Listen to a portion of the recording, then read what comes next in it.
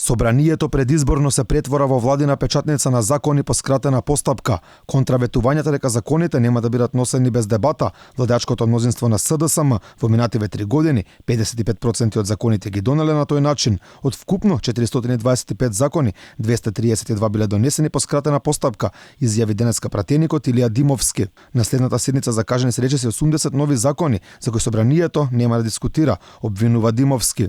Собранието на Република Македонија за жал стана нотар на владата.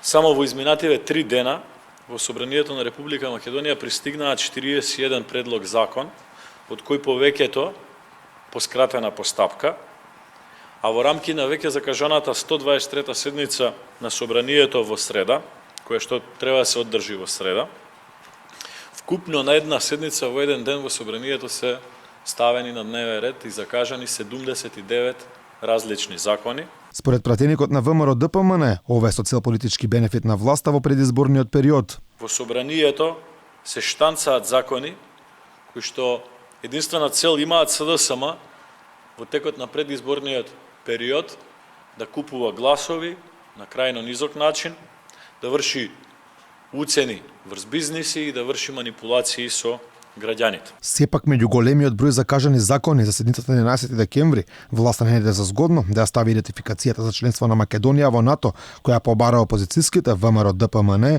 и Алијанса на албанците. И ние очекуваме дека на самиот почеток на 2020 година овој процес ќе финишира.